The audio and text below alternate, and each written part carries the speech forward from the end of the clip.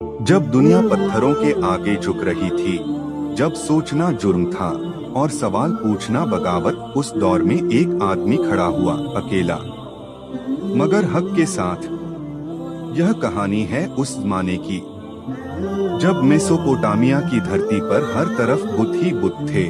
लोग उन्हें सजदा करते थे, उनसे मांगते थे, मगर वे न सुनते थे, न बोलते थे, न बचा सकते थे।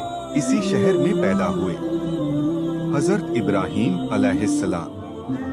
एक बच्चा जो सोचता था जिस घर में बुत तराशे जाते थे, वहीं एक बच्चा बड़ा हो रहा था जो पूछता था, ये हाथ से बने हुए खुदा इंसान को कैसे बना सकते हैं।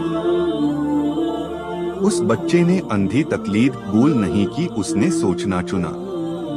एक रात इब्राहीम ने आसमान की ओर देखा, एक सितारा चमका फिर छिप गया। इब्राहीम बोले, यह मेरा रब नहीं, जो डूब जाए वह खुदा नहीं हो सकता। फिर चांद निकला और कुछ देर बाद ढल गया। फिर सूरज चमका मगर शाम होते ही वह भी डूब गया।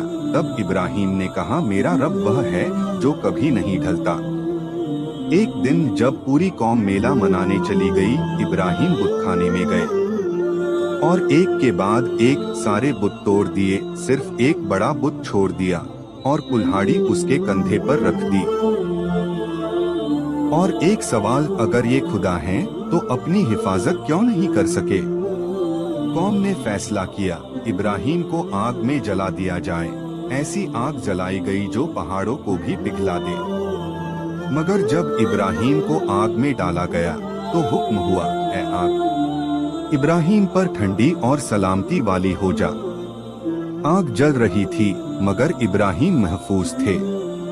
उस दौर का बादशाह था नमरूद। उसने कहा, मैं जिंदगी और मौत देता हूँ। इब्राहीम ने कहा, मेरा रब सूरज को पूरब से निकालता है, तुम उसे पश्चिम से निकाल कर दिखाओ।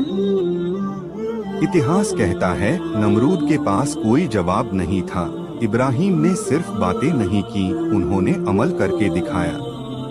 अल्लाह के हुक्म पर अपने बेटे हजरत इस्माईल अलैहिस्सलाम को कुर्बान करने के लिए भी तैयार हो गए, मगर अल्लाह ने जानवर भेज दिया और इस कुर्बानी को क़यामत तक के लिए जिंदा कर दिया।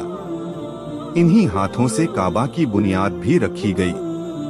इब्राहीम अलैहिस्सलाम ने हमें सिखाया, हक अक्सर अकेला होता है मगर वही सच्चा होता है। इस्लाम अंधी तकलीद नहीं बल्कि सोच, सवाल और यकीन का मजहब है।